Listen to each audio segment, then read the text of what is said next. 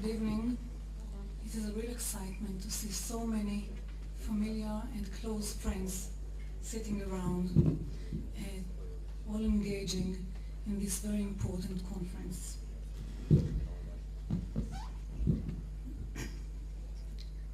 It is the summer of 1942. A short man with a heavy Eastern European accent wanders around the streets of Brussels. In one hand, he holds the hand of a 13-year-old boy, and in the other, a small bag with the boy's whole life packed inside. He stops passers-by and asks them, frantic, like a crazy man, "Would you like to take this young boy? Do you want this child?" They shake their heads, turn away in embarrassment, and move quickly away. They know exactly what type of child is being offered to them, and they definitely don't want to get involved.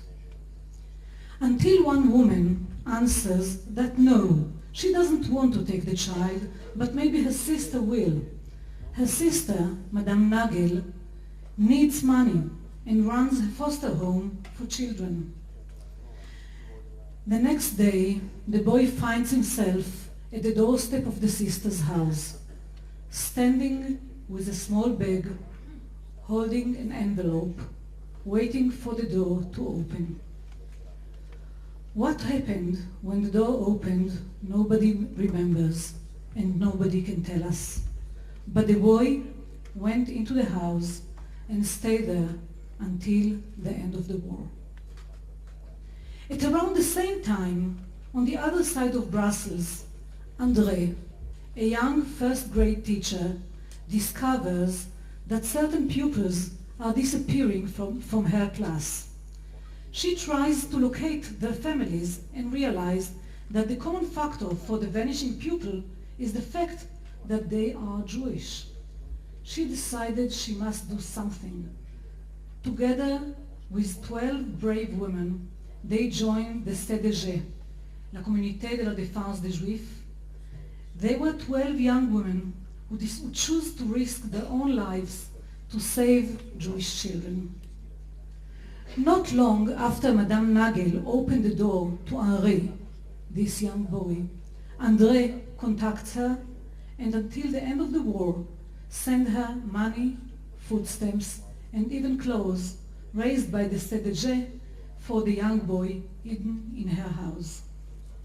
So now there are two conspirators, one woman who needs money in order to support her family, and another, an educator who has chosen the righteous path. After a while, both of them contacted a priest that served as a headmaster of a Catholic school in Anderlecht, Brussels. He then became the only person in the school who knew their secret, accepting Henri as a new student into his school. In a short meeting, he explained the rules. Never admit your name, your real name. Never admit your real identity. Stick to your new one, and may God be on our side.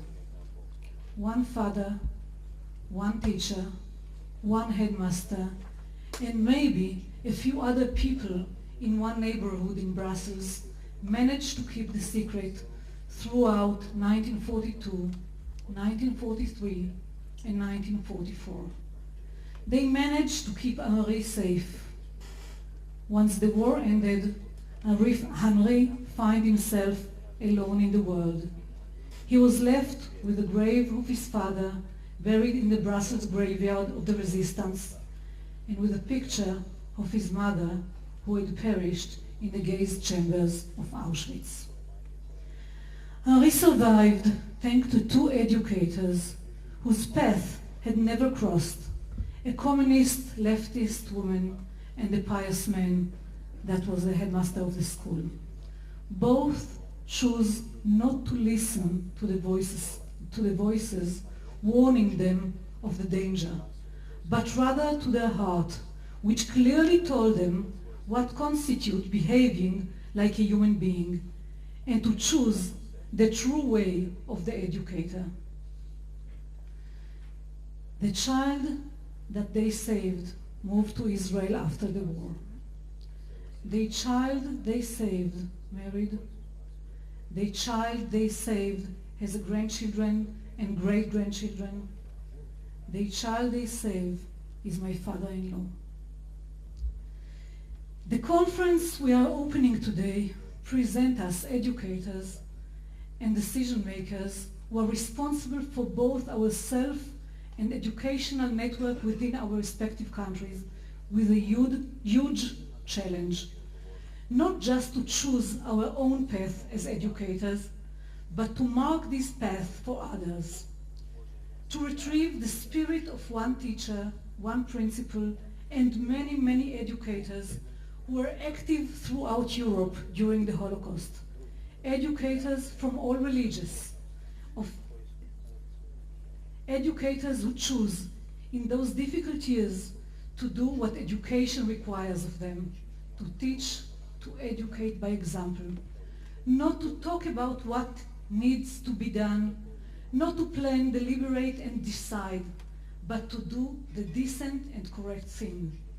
And as such, to send a timeless message through this example to all of us who have chosen to work in education.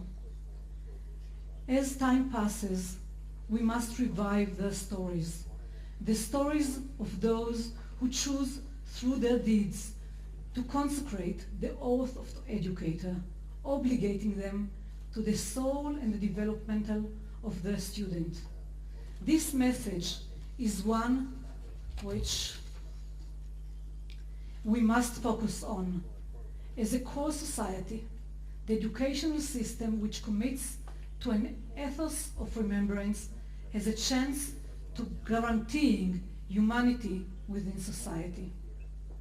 Our obligation is to influence the face of our education systems, to guarantee that memory will hold immovable place in the consciousness of educators as per their oath, something which we can learn from the behavior of many, many educators during the Holocaust.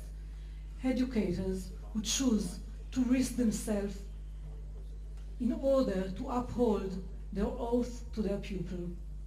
It is our obligation to ensure that this legacy and commitment will be an inseparable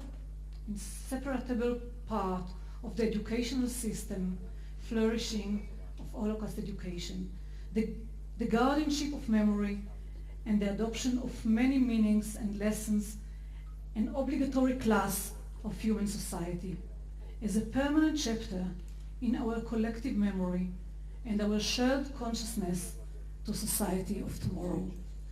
I wish us all a very meaningful and fruitful conference. I thank you for coming, and I think we do have a lot of work ahead of us. Thank you.